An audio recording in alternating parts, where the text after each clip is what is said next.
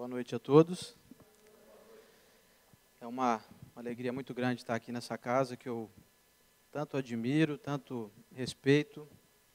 Já estive sentado aí onde vocês estão por muitas vezes, aprendi muito aqui, já fiz cursos aqui e para mim hoje é uma alegria muito grande estar aqui à frente de um estudo aí, passando um pouquinho do pouco que eu sei também, do pouco que eu aprendi. E vim trazer para vocês uma informação que a gente busca muito, que é a busca pela saúde. O tema é a visão espírita da saúde. E eu trago para vocês, para iniciar esse estudo aqui, a história contada por um renomado cancerologista americano chamado Bernie Siegel, que conta o caso de uma paciente que ele teve, que fez o tratamento para o câncer de mama, e passados 2 anos após o tratamento, ela ter se curado completamente, ela teve a recidiva, ela voltou a ter o câncer de mama novamente. E ele ficou muito intrigado com aquilo, resolveu entrevistar ela. E mesmo sendo médico, não psicólogo ou psiquiatra, ele quis saber do porquê, O que será que pode ter ocasionado a recidiva, a volta do câncer? E ele começou a perguntar para ela o que havia acontecido, então, nesse período, como que foi antes, enquanto ela estava com o câncer de mama. E ela relatou que era uma maravilha quando ela estava com o câncer. Ela dizia que os parentes se aproximaram, os filhos passaram a visitá-la com mais frequência. O marido ficou mais atencioso, cada dia trazia um quitute novo, era uma caixa de bombom, era flores e por aí afora. Os vizinhos ficaram mais atenciosos, de modo que eles constantemente batiam à sua porta e querendo ter notícias dela. E após feito o tratamento e ela tendo se curado, começou isso a diminuir muito. Então ela conta assim, doutor, eu depois que me curei, fiquei praticamente esquecida e jogada às traças novamente. Meus filhos começaram a diminuir os telefonemas, as visitas, e meu marido já começou também a dar atenção mais para o futebol de novo e por aí fora. De modo que até os vizinhos sumiram, passaram a aparentemente estarem mais ocupados do que eram antes, enquanto ela estava doente. E o Dr. Bernie chegou à conclusão que essa senhora acabou autodesenvolvendo, então, esse câncer, como forma, não digo de chamar atenção, mas ele chegou à conclusão que ela estava tendo a necessidade de ser amada, de se sentir importante. Então, olha que coisa curiosa, Como que a gente, às vezes, pode desenvolver os nossos próprios males, às vezes de maneira inconsciente. Obviamente, se perguntada se ela gostaria de ter câncer, então, para poder ter mais carinho da família e por aí afora, a resposta seria com certeza não, Eu acho que ninguém quer ficar doente para poder ter a atenção dos entes queridos, Mas olhem que curioso como que ele descobriu que essa mulher, então, se desenvolveu dentro do câncer. Ela desenvolveu novamente o câncer por conta dessa carência dela afetiva. A doutrina espírita vem frequentemente falando isso, e hoje a medicina, a ciência mais atual, vem dando destaque aos ensinamentos que os espíritos e que a codificação kardeciana vinha fazendo já aí há mais de 150 anos, a respeito de que todas as doenças são sempre ocasionadas por nós mesmos, de maneira direta ou indireta.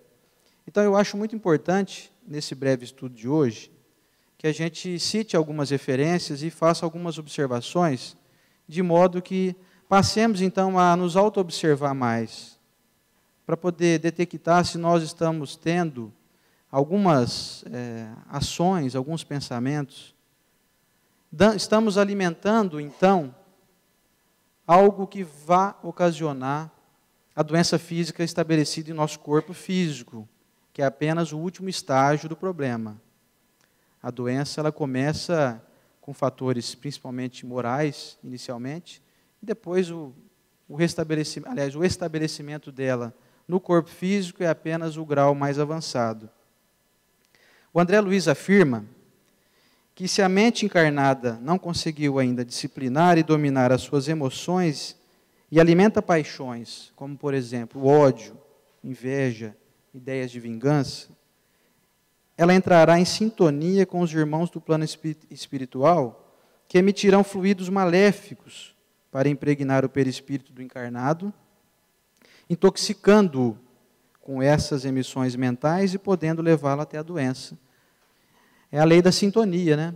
Cada um de nós atrai aquilo que pensa, aquilo que fala, aquilo que anda agindo, né? Então, se a gente mentalizar sentimentos negativos, fatalmente seremos acompanhados por espíritos, por companheiros espirituais, pela chamada nuvem de testemunhas, né, como disse o apóstolo Paulo, desses irmãos mais infelizes. Então, fatalmente, eles, mesmo que não tenham esse desejo, acabarão nos intoxicando, como disse o André Luiz. Uma frase muito bacana do filósofo indiano Deepak Chopra, ele fala que viver sem amor, compaixão ou qualquer outro valor espiritual cria um estado de desequilíbrio tão grave que todas as células anseiam por corrigi-lo. Em última análise, é isso que existe por trás do início da doença. Olha que interessante. Começa sempre com sentimentos negativos. Começou a ter sentimentos de amargura, de tristeza, você está planejando, mesmo que não saiba disso imediatamente. E o bacana é que agora, a partir de hoje, nós estamos sabendo já disso. Quem não sabia ainda está sendo informado agora. Alimentar sentimento de raiva, indignação, mágoa acumulada aí por muito tempo, insatisfação com o outro por ser diferente de si mesmo. É um plantio não muito agradável que nós estamos fazendo, que vai nascer uma erva daninha dentro de nós mesmos. No livro Autodescobrimento, uma busca interior, do Divaldo Pereira Franco, através do espírito Joana de Ângeles, ela dá um relato muito interessante da gente observar. Talvez muitos de nós iremos pegar essa informação e falar, puxa, acho que isso aí está acontecendo comigo. Então é importante a gente observar e descobrir, fazer uma análise lá no nosso íntimo, se nós estamos agindo dessa forma. Ela fala o seguinte, a sede de vingança volta-se contra o organismo físico e mental daquele que a acalenta, facilitando a instalação de úlceras cruéis e distonias emocionais perniciosas, que empurram o ser para estados desoladores. Olha só, sede de vingança. Quantas vezes nós não alimentamos um desejo, mesmo que oculto, de que determinada pessoa que fez algo que não é de nosso agrado, pague, né? Como dizem aí no jargão popular, tá vendo? Pagou aí, tá vendo? Fez mal para mim, agora, aí ó, a justiça divina foi feita. Quer dizer, é uma sede de vingança embutida.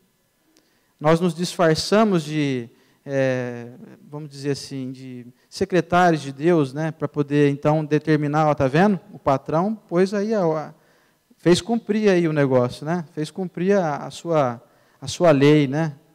Nós vestimos aquele uniforme de secretários divinos e tentamos estabelecer que o outro fez algo ou sofreu algo desagradável por consequência de atos que nós achamos que estão incorretos, dentro da nossa visão ainda muito limitada, né? E ela continua, falando que as angústias cultivadas podem ocasionar crises nervosas, enxaquecas e outros males. Angústia. Sabe aquele sentimento que fica aquela pedra dentro do peito ali que você não consegue tirar? É aquele desejo que algo acontecesse do jeito que a gente imagina, mas não acontece do jeito que a gente imagina, acontece do jeito que tem que acontecer. E a gente alimenta, então, a gente começa a colocar cada vez mais cimento naquela pedra que está dentro do nosso peito. É o sentimento de angústia. E isso reflete, como a Joana de Ângeles disse aqui, enxaquecas, crises nervosas. Aí as medicações tratam o corpo físico e o corpo espiritual fica completamente avariado aí, porque não existe medicação química que consiga trazer equilíbrio ao corpo espiritual. Ela fala ainda da inveja, da cólera e a competição malsã. A cólera não é aquela doença que a gente, tempos atrás, tinha aí, não, que quem andava no brejo aí pegava cólera, né? A cólera é a ira, né? A raiva, o enfurecimento, o nervosismo excessivo. É aquela pessoa que se irrita quando o semáforo abre e o cara que está na frente de você ele demora 1 segundo a mais para sair. Você já vai lá e mete a mão na buzina e já não tem paciência de jeito nenhum. Como diz o Alcântara, nosso amigo, ele fala que depois que ele se tornou espírita, ele ficou 100% mais paciente. Acho que o Abelinho deve ter ouvido essa, já, né, Abelinho? Ele fala assim que antes ele demorava 1 segundo para buzinar, agora que ele se tornou espírita, ele demora 2 segundos agora. Aí ele, pém, buzina. Então, olha o que ela diz aqui, ó, provocam indigestões, hepatites, diabetes, artrite, hipertensão e outros distúrbios. Pessoas excessivamente irritadas, facilmente incomodadas, com, vamos dizer assim, com a lentidão das outras pessoas. Nem todo mundo está no mesmo estágio que a gente, né, que a gente pensa que nós estamos no estágio mais, né, mais elevado, de dinamismo, né? Às vezes as pessoas estão num ritmo mais lento e elas estão cultivando uma paz interior aí. O cara demora 1 segundinho a mais para sair do semáforo lá. Muitas vezes ele está numa harmonia total lá, está ouvindo uma música clássica, está numa boa lá. E você está lá dando buzinada na traseira dele, achando que você é muito dinâmico. Né? Eu falo você, mas me incluo nessa aqui. Nós, né? O desamor pessoal, o complexo de inferioridade, as mágoas, a autopiedade, favorecem os cânceres de mama, olhem só, hein? Na mulher e de próstata no homem, além das disfunções cardíacas, dos infartos brutais e outras doenças. Desamor pessoal, não aceitar a própria imagem, não se gostar.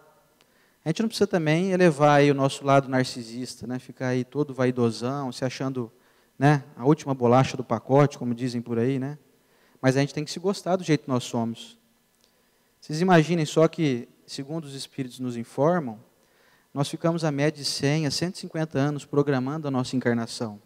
E chegando aqui, a gente não gosta de uma verruga que nós temos. Ou não gosta da nossa estatura, não gosta do nosso pouquinho de sobrepeso aí, né, que eu me incluo nessa.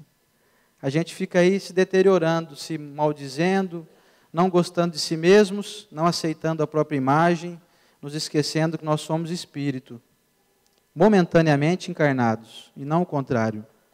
Nós não somos corpo, nós somos um corpo que está vivendo aqui, que ocasionalmente se torna espírito. Nós somos espíritos encarnados.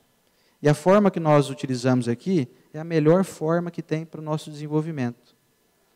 E aí, se a gente cai nesse desamor pessoal, isso vai se refletir em doenças que vão nos trazer, então, a essa conclusão. Preciso me amar mais. Porque eu vou começar, então, a ter cânceres dos mais diversos. E nesse momento que você está lá com o câncer, você começa a pensar assim, puxa vida, eu querendo tanto me curar aqui, de que importa se eu sou careca, se eu tenho aquela verruga, se eu tenho 1 metro e pouco, se eu estou com um pouquinho de gordurinha aqui, onde eu não gostava, onde eu não gostaria que estivesse. Então a gente precisa se aceitar mais, para poder evitar aí essas, eu diria, não sei se essa palavra existe, essas desnecessariedades. Acho que eu inventei essa palavra aqui, não sei nem se existe. A impetuosidade, a violência, as queixas sistemáticas, os desejos insaciáveis, compulsão por compras, compulsão por ter algo que você não tem e se esquece daquilo que você tem, compulsão pela grama do vizinho, que parece sempre mais verde que a da nossa casa, né? Dão ocasião aos derrames cerebrais, aos estados neuróticos, psicoses de perseguição e etc. Na questão 964 do Livro dos Espíritos, Kardec pergunta para os espíritos o seguinte: mas será necessário que Deus atente em cada um dos nossos atos para nos recompensar ou nos punir? Esses atos não são, na sua maioria, insignificantes para Ele? E aí a espiritualidade brilhantemente responde que Deus tem suas leis a reger em todas as vossas ações. Se as violais, vossa é a culpa. Indubitavelmente, quando um homem comete um excesso qualquer, Deus não profere contra ele um julgamento, dizendo-lhe, por exemplo, foste guloso, vou puni-lo. Ele traçou um limite. As enfermidades e muitas vezes a morte são a consequência dos excessos. Eis aí a punição. É o resultado da infração da lei. Assim em tudo. Ou seja, sofremos hoje consequências dos nossos excessos. Você vê, ficamos doentes, câncer, diabetes e por aí fora, por conta do nosso excesso de perfeccionismo, excesso de autocrítica, excesso de crítica alheia, excesso de inconformismo. São os excessos que nos matam.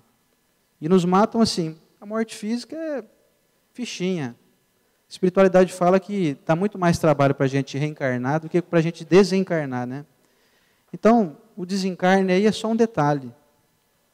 A gente não deveria nem se preocupar com o desencarne. Nós deveríamos nos preocupar do momento atual até o desencarne. O que nós estamos fazendo com nós mesmos? Quais excessos estamos cometendo para poder abreviar, então, a nossa encarnação? Muitos de nós vamos embora aí muito antes do tempo. Os benfeitores nos dizem constantemente que estamos programados para viver, lógico que não todos, né? Existem as suas exceções, a média de 80 anos de idade. Então, todos nós que estamos indo aí, a média, né? A maioria das pessoas que estão desencarnando antes dessa idade, estão aí partindo antes do prazo, pelos excessos que cometem. E os excessos são esses que nós estamos citando aqui. Tem um livro muito interessante, de um médium espírita chamado José Carlos de Luca. O livro se chama O Médico Jesus. Ele faz uma síntese dizendo que Deus, né, nosso Criador, colocou Jesus aqui no mundo, mas ele não é um mero governador. Ele, enquanto encarnado, foi o nosso médico que veio trazer as medicações através do seu evangelho, escrito aí pelos apóstolos, mas fortalecidos aí pela espiritualidade, nas informações contidas no evangelho. E ele fez um estudo e descobriu que Jesus não foi só um psicólogo, um pedagogo. Ele não foi aquela pessoa apenas que veio trazer informações. Ele trouxe também a medicação. Eu até acrescentaria aí que, além de médico, ele foi farmacêutico, porque ele nos ensinou que nós absorvêssemos pequenas pílulas, pequenas dosagens de medicações morais, que realmente estas nos curam. E o José Carlos de Luca brilhantemente colocou em um trecho do seu livro algumas informações que eu achei um tanto quanto fortalecidas, fortes assim, para que a gente observe em nós. Ele diz que a cura real somente acontece do interior para o exterior. E ele fala que, quando a gente for então até o nosso médico, façamos o seguinte comentário com ele, para que ele faça a sua anamnese, né, a sua avaliação.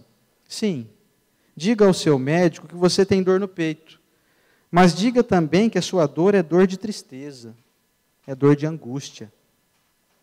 Conte ao seu médico que você tem azia, mas descubra o motivo pelo qual você, com seu gênio, aumenta a produção de ácidos no estômago.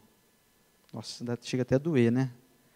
Até aumentou o ácido do meu estômago agora, na hora que eu li isso aqui. Porque a gente, né, fala, poxa, é isso que está acontecendo comigo, então. Relate que você tem diabetes. No entanto, não se esqueça de dizer também que não está encontrando mais doçura em sua vida, que está muito difícil suportar o peso de suas frustrações.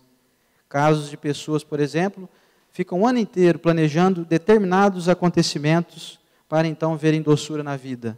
Não, eu vou ser feliz quando chegar a época do fim do ano que eu vou para a praia. Ou então eu vou ser feliz quando eu for lá no clube que eu gosto de ir. Quer dizer, a gente tem que encontrar mais doçura no nosso dia a dia. Imaginem vocês que para cada segundo nosso aqui encarnado, tem que acontecer milhões de fatos em nós mesmos, no nosso organismo físico. Imagine a quantidade de troca de informações entre os neurônios, a produção dos hormônios do nosso corpo, para que nós mantenhamos a mente funcionando adequadamente. Imagine vocês a quantidade de coisas que tem que acontecer no teu corpo para que dê uma singela batida no nosso coração. E a gente se esquece de tudo isso.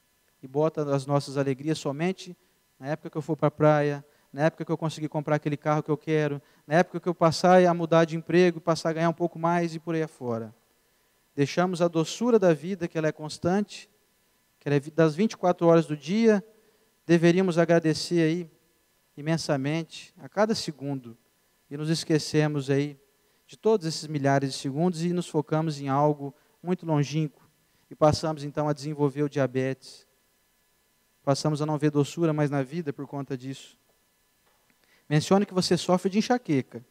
Todavia, confesse que padece com seu perfeccionismo, com a autocrítica, que é muito sensível à crítica alheia e demasiadamente ansioso.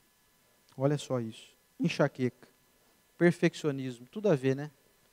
Quem sofre enxaqueca aí, se pegar uma caneta assim, colocar num lugar assim, um pouquinho torta, a pessoa já fica incomodada. Não, preciso colocar na forma correta. Chega na casa das pessoas, a pessoa quase infarta quando vê um quadro um pouquinho torto na parede. É assim que funciona, né? Quer dizer, isso é qualidade? Muitos de nós batemos no peito, não, eu sou perfeccionista. Isso é uma qualidade, né? Lê do engano. O perfeccionista sofre demais. Porque nós vivemos num mundo dos mais ainda atrasados. Estamos longe de encontrar a perfeição aqui. Podemos enxergar que tudo é perfeição, mas exigir que a perfeição esteja constante ao nosso redor a gente cai numa autocrítica aqui também muito forte, porque eu exijo perfeição de mim também, exijo dos outros, exijo a minha perfeição, vou sofrer muito, não vou conseguir chegar nesse patamar aqui. Não nessa encarnação, eu diria que nem nas próximas ainda. Estamos longe de termos chegado a esse patamar aí de perfeição, para que então nós passemos a viver em um mundo já muito adequado. Sem trabalhar esse combate ao perfeccionismo, já nos tornamos imperfeitos por isso. Desejando sermos muito perfeitos agora, adquirimos sem querer uma imperfeição das mais difíceis de digerirmos. E ele continua. Muitos querem se curar, mas poucos estão dispostos a neutralizar em si o ácido da calúnia, o veneno da inveja, o bacilo do pessimismo e o câncer do egoísmo. Não querem mudar de vida. Querem se curar, mas não querem curar as próprias mazelas, não querem diminuir as próprias imperfeições. Procuram a cura de um câncer, mas se recusam a abrir mão de uma simples mágoa. E aí a pessoa esquece que... Não, ela não esquece, muitas vezes ela não sabe. O professor Rodrigues uma vez disse isso no iLuz, eu fiquei muito chocado com essa informação e chocado por ser algo tão simples aparentemente, mas tão complexo. Ele chegou para a gente numa reunião lá e falou assim, escuta, como é que a gente fala para a pessoa que chega aqui doente, buscando cura, como é que a gente explica para ela que a doença dela é a cura?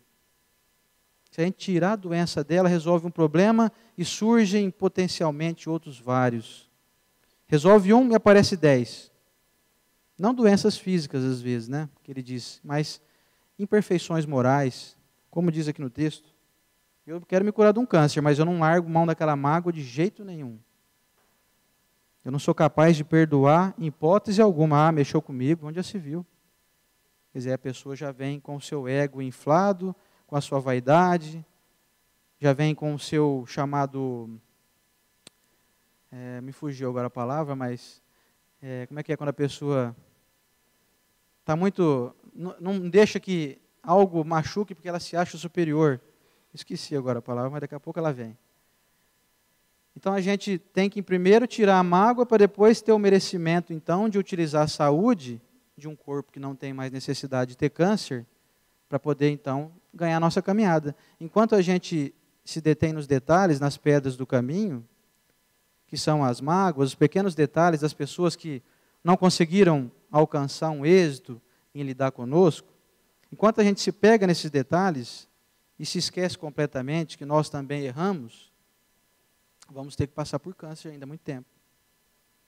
Vai ter essa necessidade.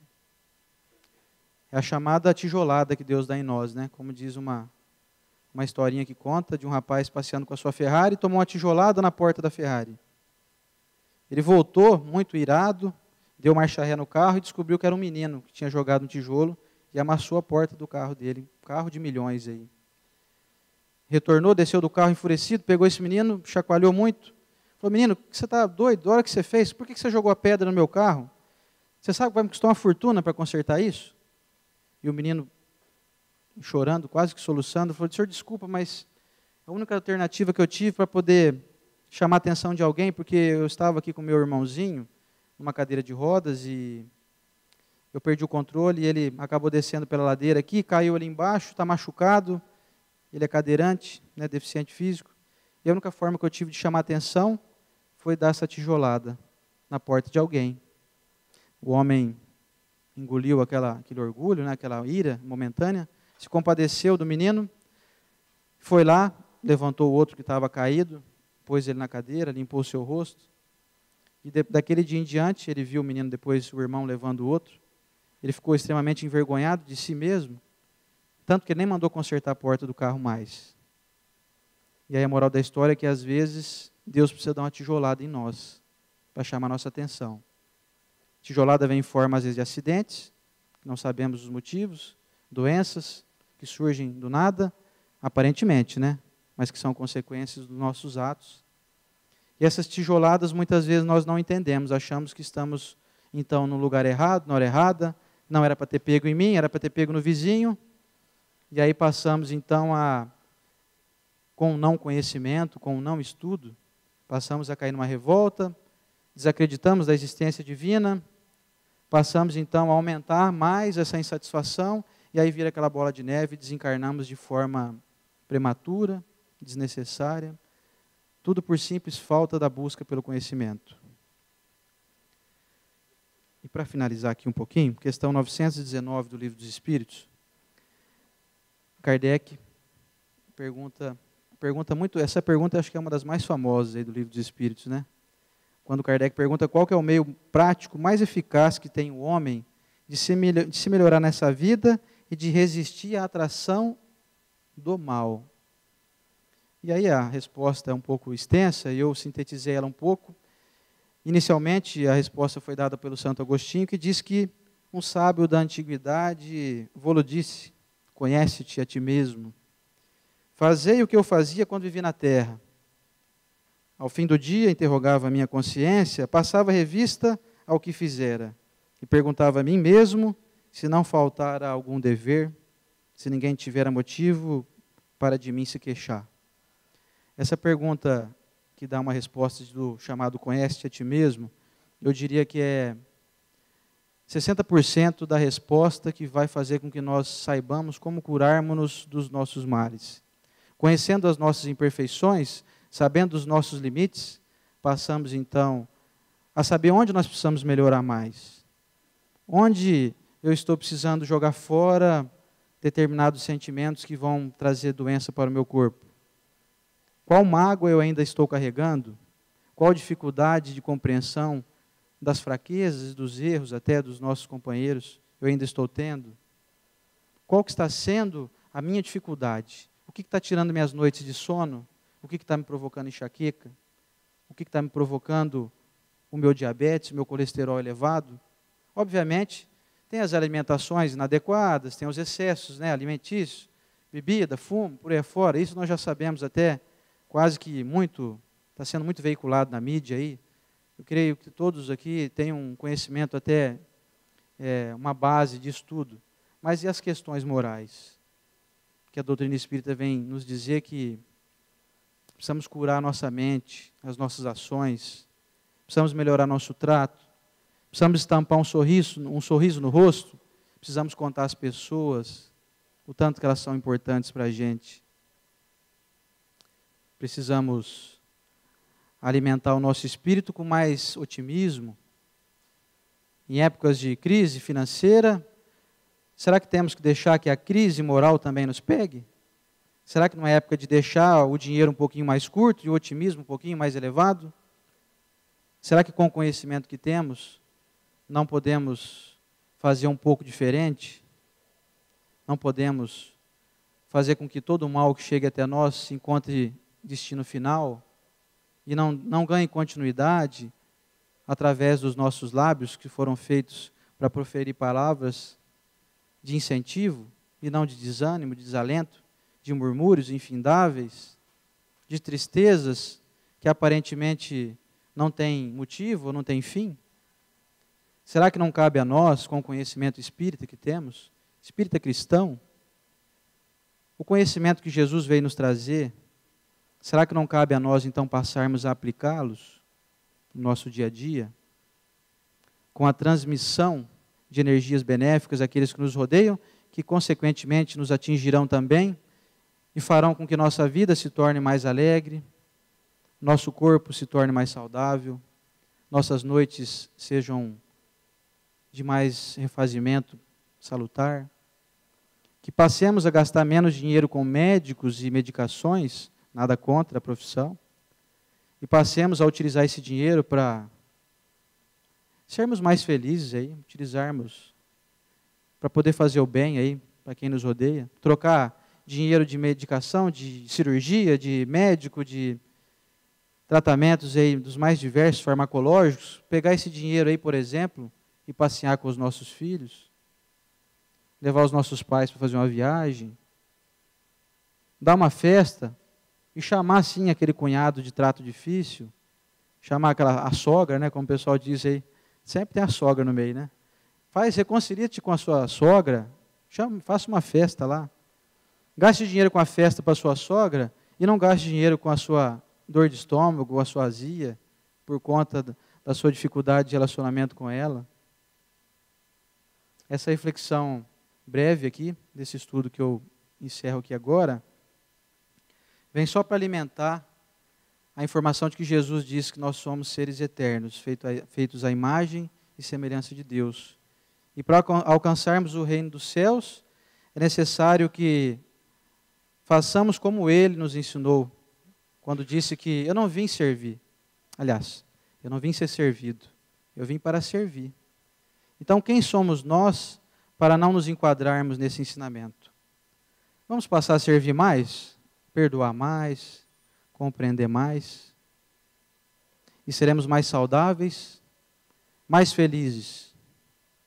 Estaremos prontos para então alcançarmos um plano que nós desejamos muito.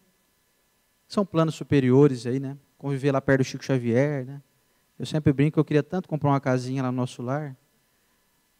Já pensou que beleza? Morar lá perto do André Luiz, ali daquele pessoal ali, do Clarencio e tal, né?